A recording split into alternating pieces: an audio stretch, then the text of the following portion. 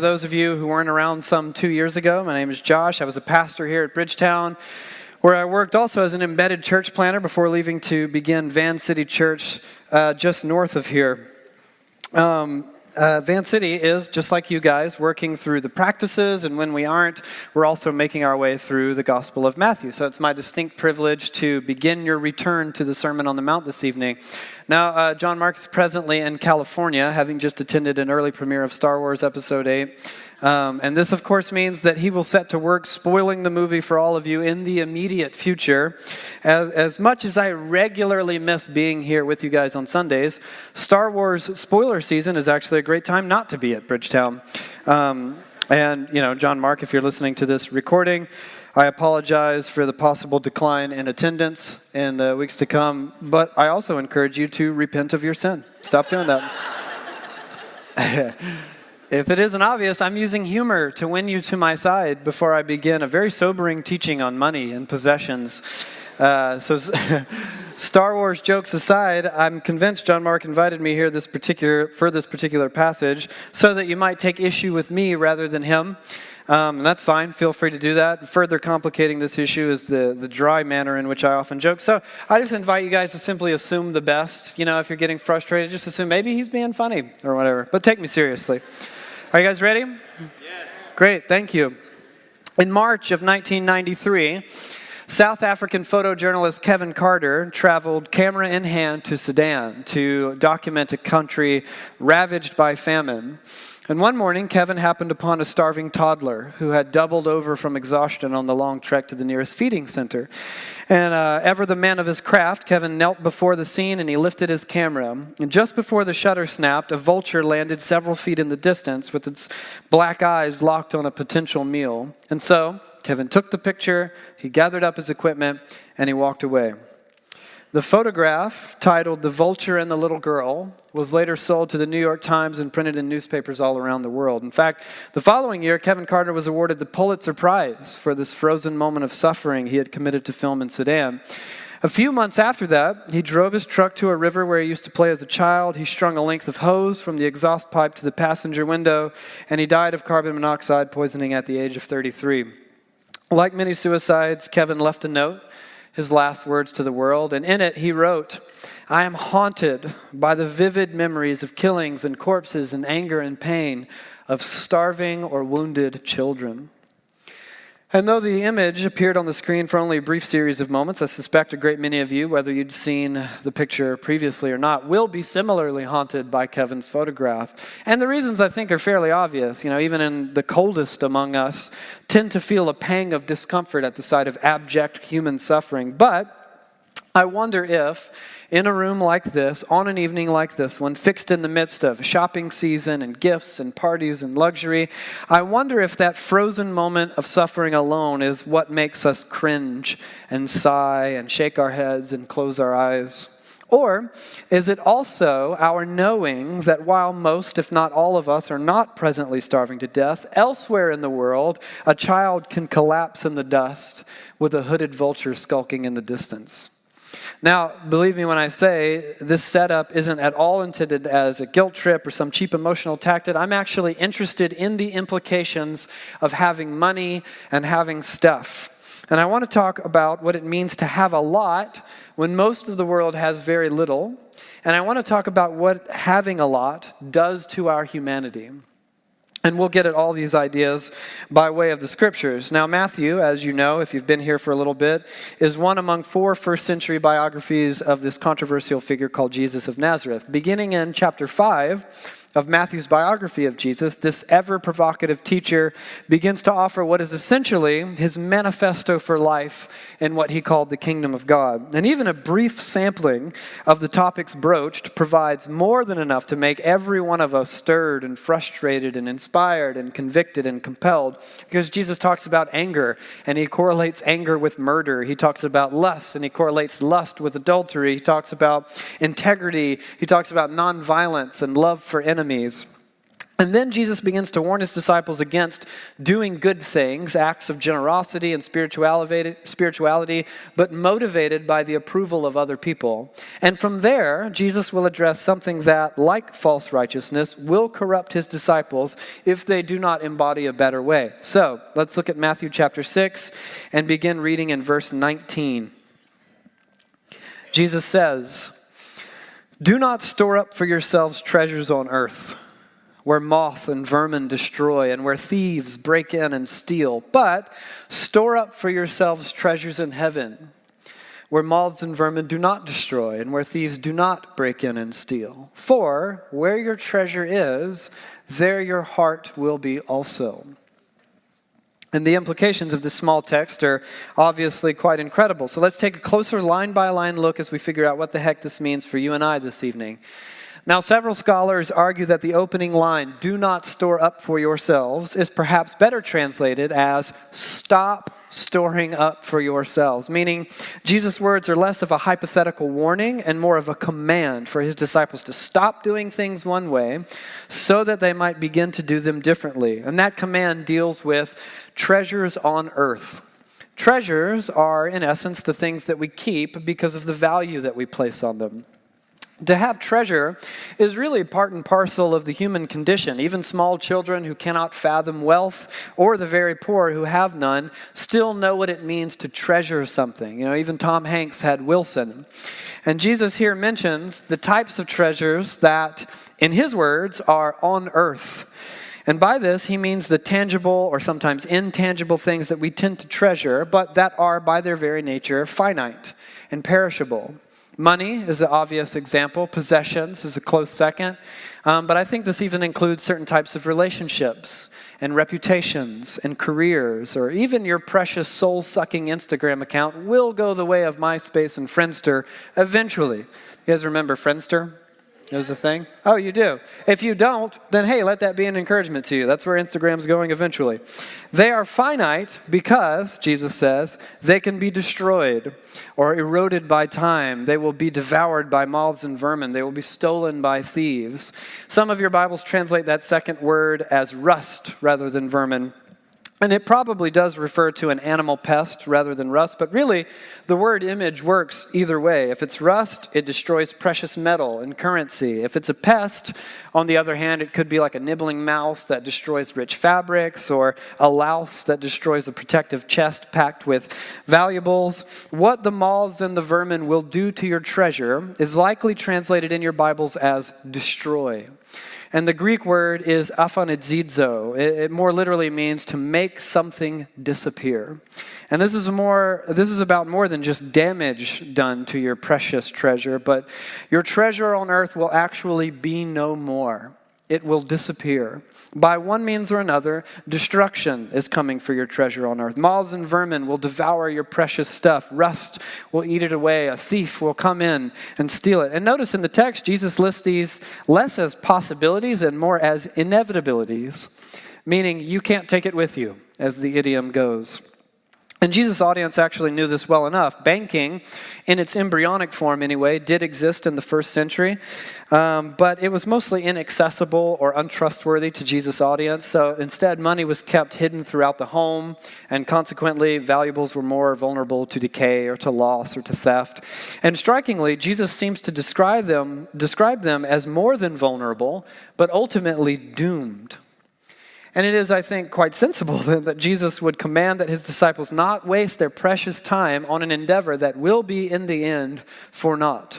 Instead, he offers an alternative. Store up for yourselves treasures in heaven.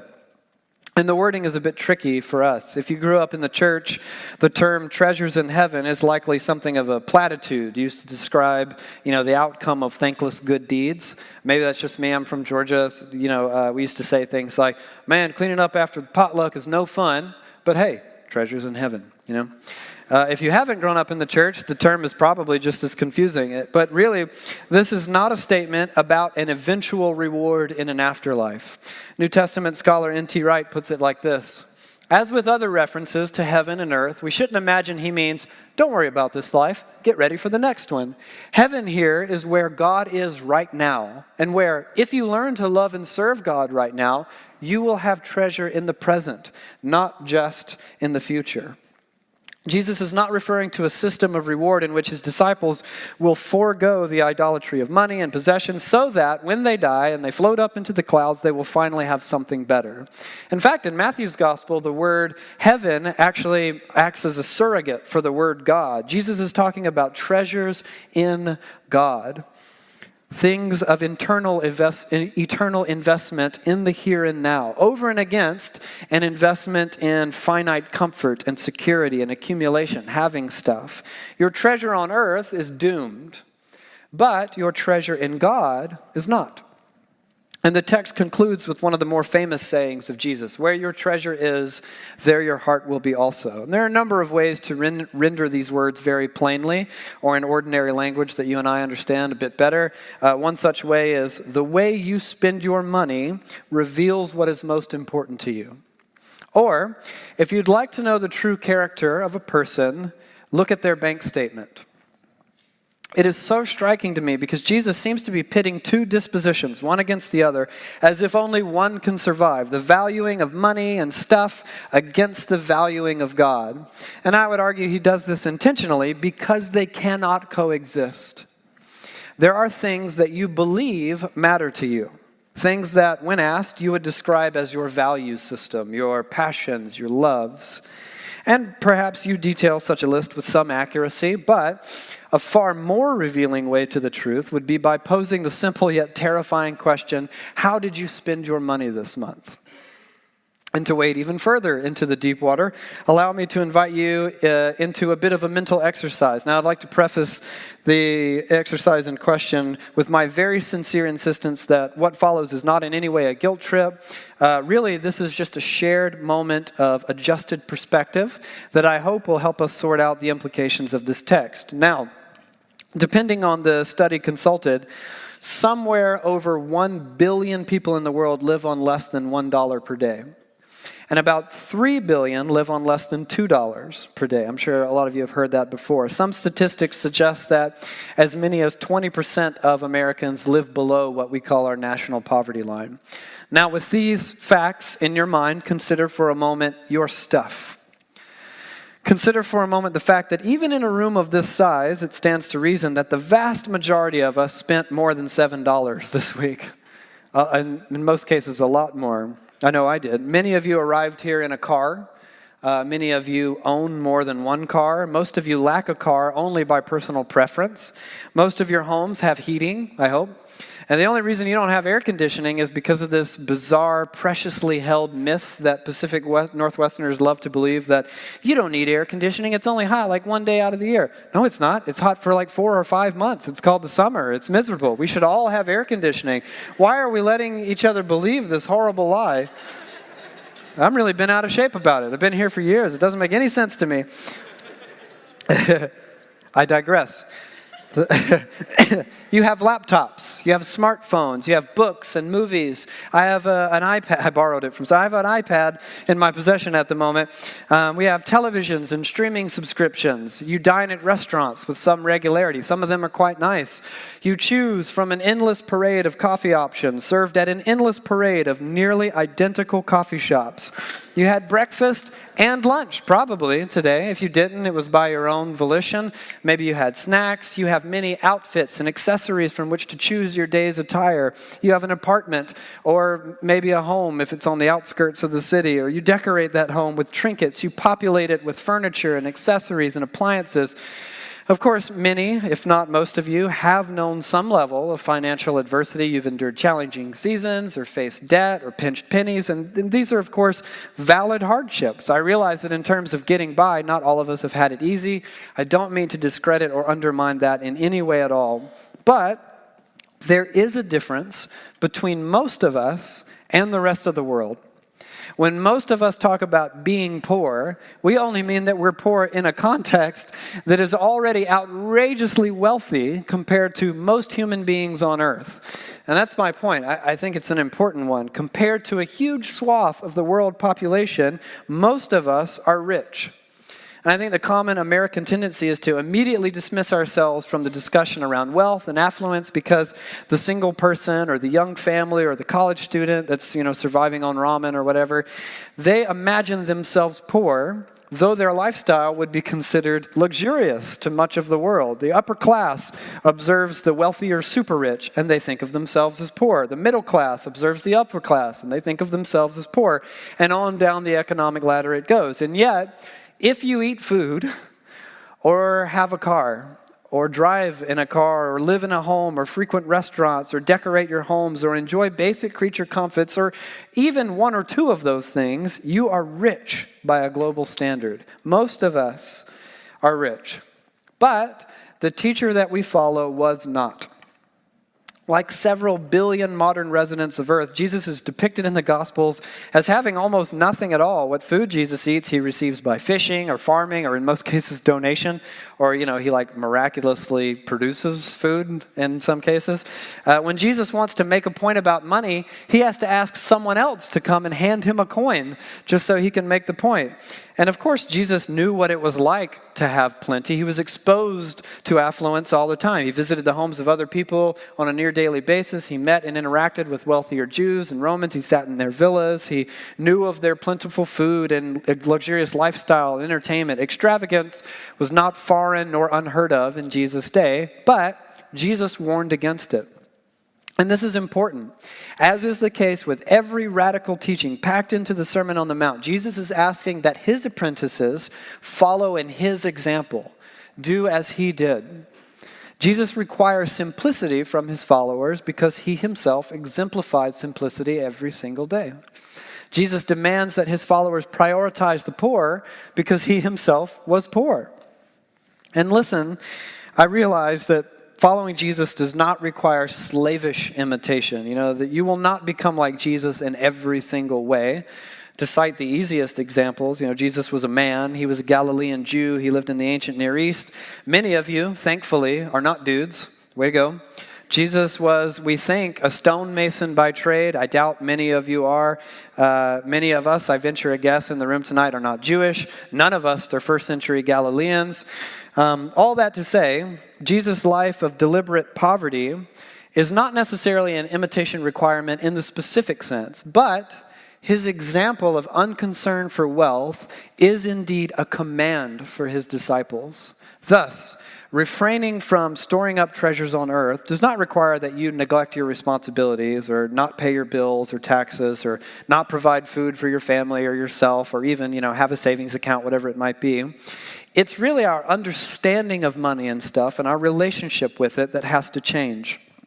And interestingly, there's a popularized, well-worn living tradition within the modern church that understands financial prosperity as a sign of God's blessing or God's favor. And such a notion is hardly new. In fact, Jesus himself was among contemporary rabbis who themselves translated certain passages of the Torah to promise financial gain to obedient children of God.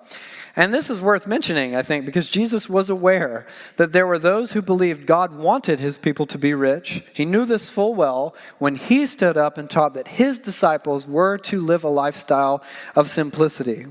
And if you recall, Jesus doesn't understand himself to be rewriting or undoing the Old Testament. He believes that he is fulfilling the Torah. Jesus believed that the Torah taught a healthy aversion to riches. One such passage from the wisdom literature reads thusly: "Do not wear yourself out to get rich. Do not trust your own cleverness. Cast but a glance at riches, and they are gone, for they will surely sprout wings and fly off to the sky like an eagle." And this is just one easy example. We could be here all night. Again and again, the Old Testament warns against the idolatry of money and possessions. It cautions against the dangers of accumulation, while simultaneously upholding God's great concern for justice, for the need to distribute excess in order to care for those with very little.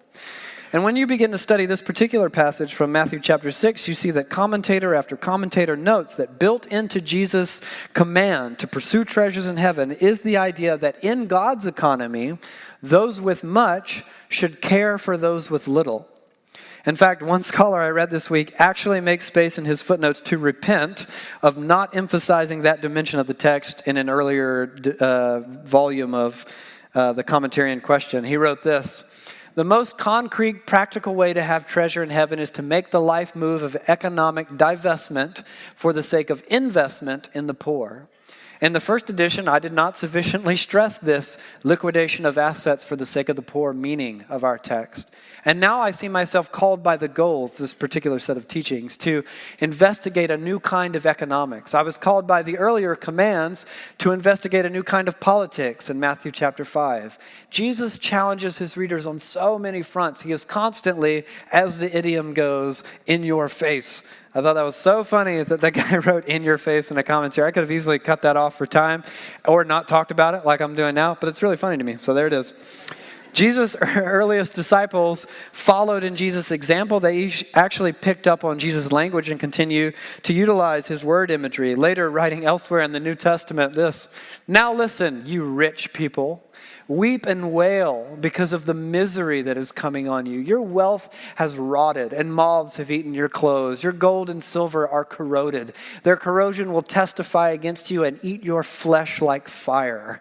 You have hoarded wealth in the last days. Look, the wages you failed to pay the workers who mowed your fields are crying out against you. The cries of the harvesters have reached the ears of the Lord Almighty. You have lived on earth in luxury and self-indulgence. You have fattened yourselves in the day of slaughter. You have condemned and murdered the innocent one who was not opposing you." Yikes.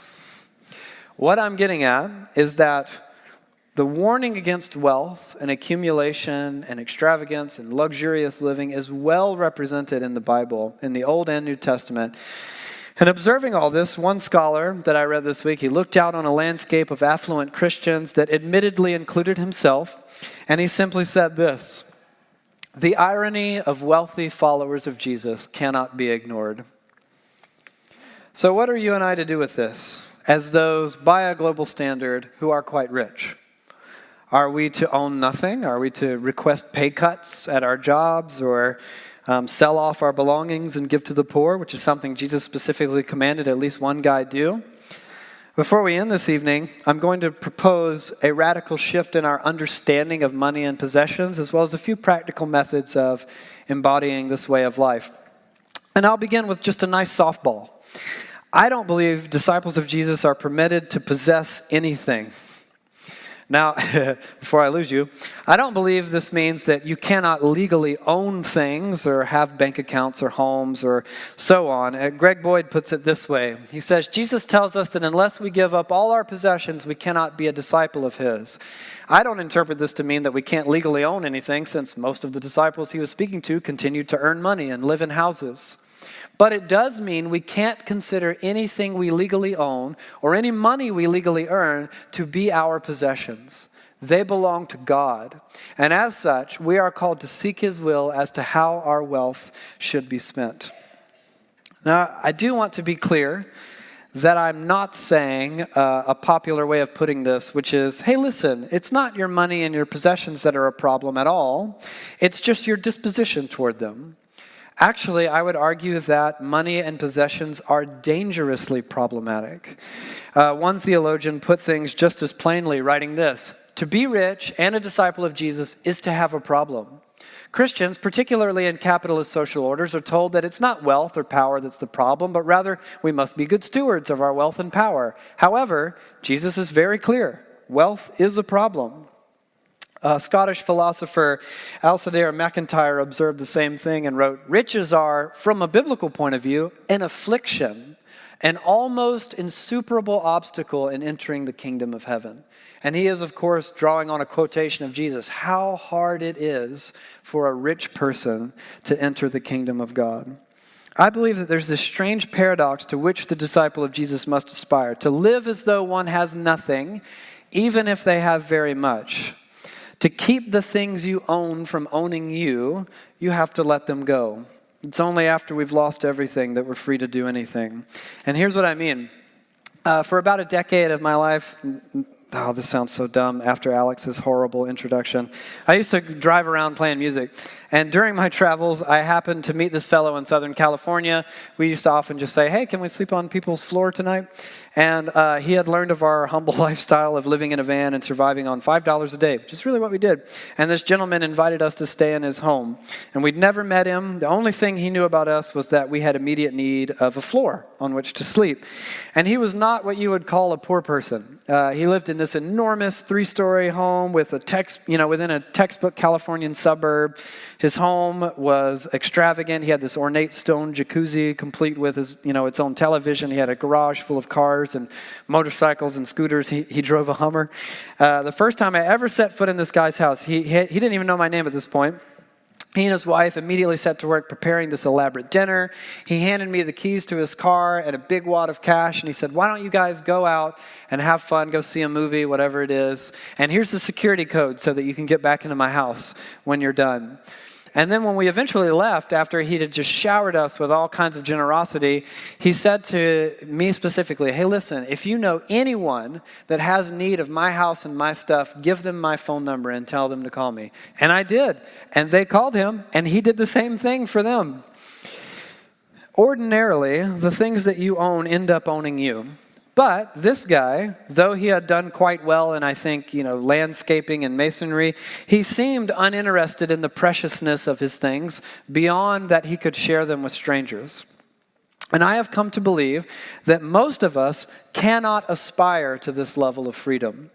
Most of us should probably reject wealth because we understand that it takes a unique person to be free of their belongings. And not everyone can do that. A couple of you guys can. You can be like that gentleman I just mentioned. But most of us, I believe, probably can't.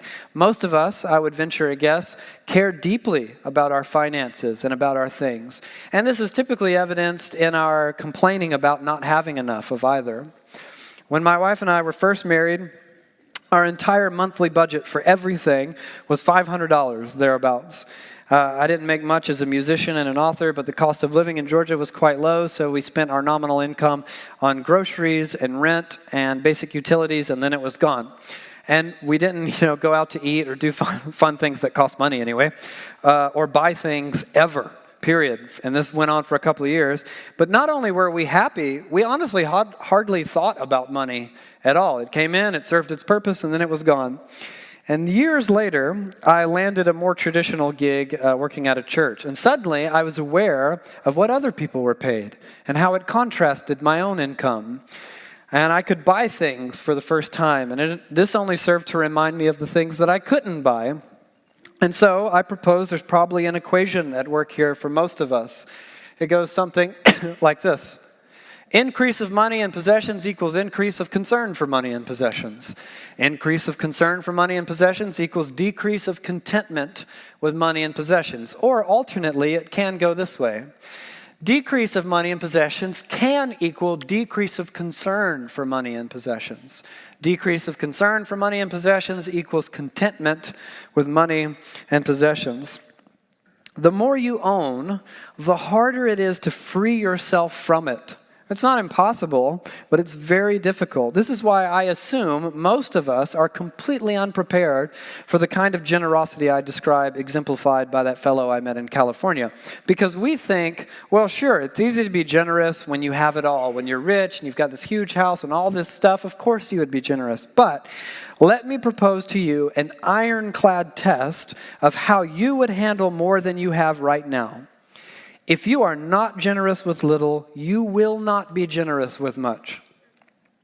Whatever your season of financial stability or lack thereof, if you do not live in such a way that your money and your possessions are not yours, you will not live that way if you have more of them. In all likelihood, you will exemplify less generosity the more that you acquire. The key is, I think, letting it go. And when I thought about examples of, besides this fellow that I met, of people who found a way to let go. Often stories of different types of artists came to mind. They are a people group that I think understand the corrupting power of money more often than not. If you're like me and you're a child of the 80s, you probably remember one of the century's greatest works of art, which was a comic strip called Calvin and Hobbes. Oh, okay, great. You're the first one to be truly responsive to that. Calvin and Hobbes was a newspaper strip comic strip. It ran from 1985 to 1995. And during the strip's decade tenure, and really some 20 years after it, it endures as the subject of broad popularity and influence and academic interest. It's displayed in museums. It's an incredible work of art. At the helm of the comic strip was reclusive genius Bill Watterson. He rarely granted interviews or did press or appeared in any sort of public outlet whatsoever. There's 2 existing photographs of him. Not unlike other popular comic strips at the time, or I don't know, maybe now still, Garfield or Peanuts or what have you, Calvin and Hobbes was published in newspapers around the world by a syndicate. And given the incredible popularity and enthusiasm for the strip, the syndicate was understandably interested in licensing Calvin and Hobbes for merchandising purposes. But Bill Watterson rejected the idea with utmost contempt. Eventually, he prepared to quit the strip, even though the syndicate could legally replace him with a new cartoonist and take his creation from him. Of the ongoing debacle, Bill Watterson wrote this: "To put the problem simply, trainloads of money were at stake. Millions and millions of dollars could be made with a few signatures. Most cartoonists are more than eager for the exposure, wealth, and prestige that licensing offers. When cartoonists fight their syndicates, it's usually to make more money, not less. By the strip's 5th year, the debate had gone as far as it could possibly go, and I prepared to quit. If I could not control what Calvin and Hobbes stood for, the strip was worthless to me.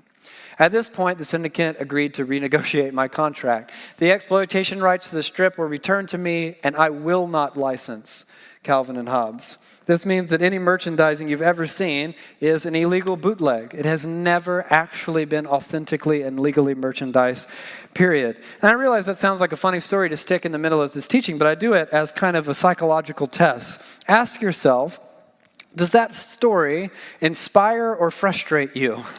Because I've often told the story of Bill Watterson to folks, and they say, he's a lunatic. The joker's out of his mind. It gets weirder, too. At one point, someone sent Bill Watterson some prototypes of a Hobbes doll. Hobbes is a tiger in the comic strip. Just to say, look how cool it could be. Look how perfect and the attention to detail. He set them on fire and sent them back. So, he's very punk rock. Now, I mention that because I think when you ask yourself, is that admirable or is it foolish? This is a man who, regardless of the context or what he had going on or whether or not he even followed Jesus, he understood that the luxury of wealth comes at a great price, and he was unwilling to pay it. Oh, that we, as disciples of Jesus, would understand that conviction and that resolve. Because at the heart of this new relationship that Jesus' disciples will have with money and possessions is a letting go, a bottoming out, a liberation from the tentacles of stuff. And of course, this is easier said than done. It seems to me that such a thing takes time, and you probably guessed that it takes practice as well. So to end tonight, I want to offer a few pragmatic pieces we might use to follow in Jesus' example. The first is, own nothing for display and display nothing you own. By this, I don't mean that, you should reject interior design if that's your thing, or, that a framed picture of your family is evil or something like that. I do mean that you should adamantly reject the desire to showcase your money and your things. Some scholars note the connection of Jesus' teaching on money to his previous trio of warnings, if you recall, against generosity and prayer and fasting, done for the acclaim of people rather than God. So in this sense, it isn't just the danger of treasure against which Jesus commands, it's also the desire for the sort of acclaim that comes from having money and having stuff. In other words, Jesus is saying to his disciples, you cannot desire and pursue treasure on earth, but also you cannot desire being noticed for your treasure on earth. And of course, you realize in our context that the world of social media exists largely for the direct purpose of being noticed for your treasures on earth. The musty cellar floor of social media is a sinister cesspool of insecurity and dishonesty. Oh, the sparkly world of beautiful families and photogenic children and incredible vacations and nice, neat little possessions and poses and delicious dinners and affectionate parents and perfect friendships and flowery language and gorgeous landscapes and cute outfits and oh so naturally candid and equally flattering poses. It is, of course, a scam, a lie, a wash. Too much? You don't. I went too far with that one. All right, Bill Watterson. Hey, Calvin and Hobbes. You guys like that one, right? There we go. Recently, my wife and I were just having this casual conversation. She mentioned something that struck me, and she wasn't trying to be as cruel as I was just being, but she said, man, I wonder how differently people might shop if they were somehow forbidden from posting their purchases on Instagram. When and if you do have money and things, you will never develop a healthy indifference to and detachment from those things if you are concerned with other people seeing them. And this leads me to my next suggestion. Spend more on others than you do on yourself. I mentioned earlier that my wife Abby and we once led a decidedly simple lifestyle because that's all we had. When we found ourselves in a season of options, things suddenly became complicated. We never went out to eat or bought things for ourselves simply because we used all our money to pay for rent and groceries, and then it was gone. So what do you do when you pay your bills and for the first time you discover, well, there's money to spare? What will happen to this money? Years ago, we sat down together and we decided that we would like to set a budget, which is a good thing. You should try it. For the first time in our lives, we decided that we would budget for what we, called like an allowance. It was, so that we could buy for ourselves things and do things that we hadn't done before. Go out to eat or see a movie occasionally or buy the occasional thing. And we set a specific dollar amount for this. But to curb that luxury, we set a second dollar amount much higher than the first, and that money we spent on other people. For, our church or a sponsor kid or several charities that we like or, even just treating the occasional friend to a meal or to a cup of coffee, whatever it might be.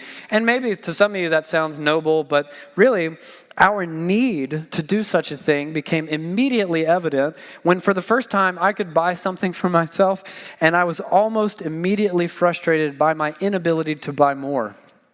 Our budget forced us to confront what was inside. It had just been dormant before, and when it came to the surface, we had to find a way to suffocate it.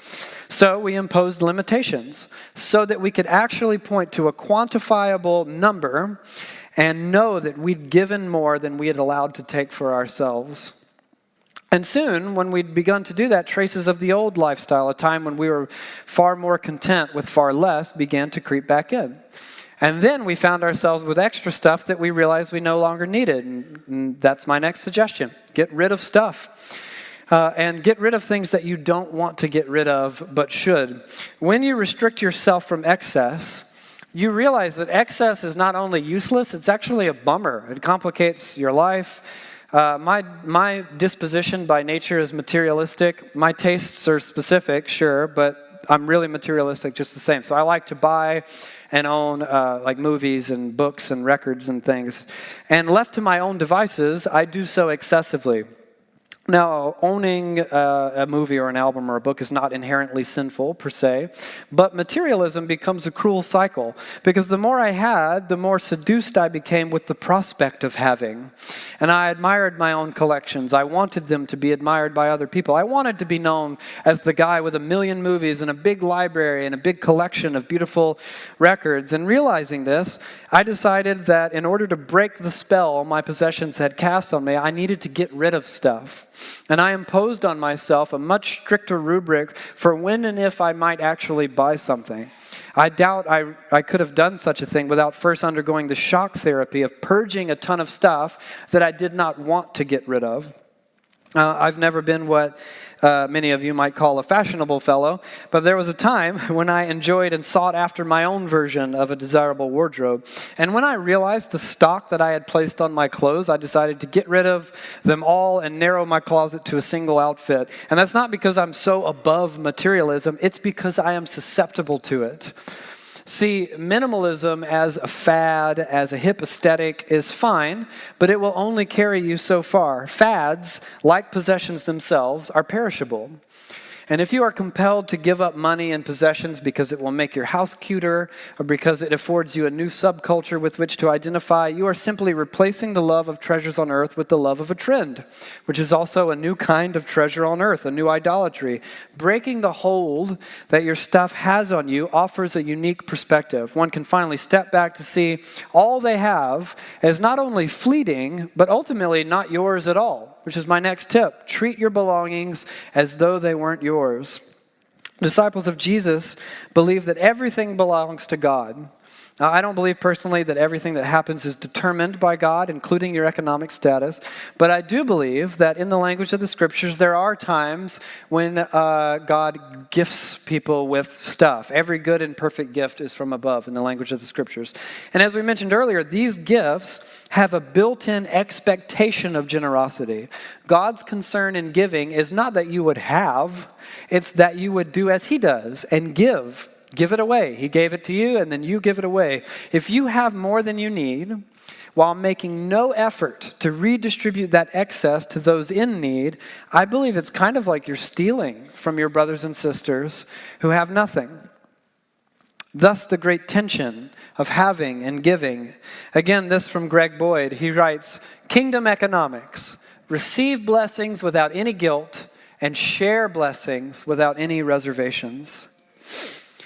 Finally, to end tonight, I want to remind us that Jesus contrasts his prohibition against storing up treasure on earth with the command to instead store up treasure in heaven. On the nature of these alternate treasures, Dallas Willard writes this: "The treasures we have in heaven is also something very much available to us now.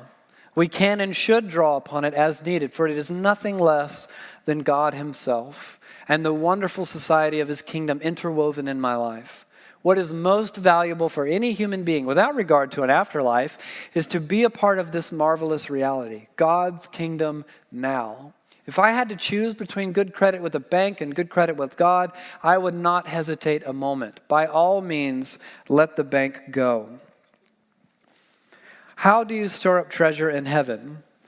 To practice the way of Jesus is to store up treasure in heaven. To invest in generosity rather than greed. To deliberately choose simplicity when excess feels more natural and feels more desirable. To prioritize the spiritual disciplines over shopping. To spend more time in prayer than you would staging the perfect photo of some new outfit or little thing that you bought. All of this is what it means to deliberately store up treasure in heaven rather than on earth. And maybe for some of you in your wiring, your season of life, the idea of like wild shopping or fabricating a life on Instagram is not exactly a pressing temptation. Maybe that's just not your crowd or not your preference or your bag, your generation, whatever it might be.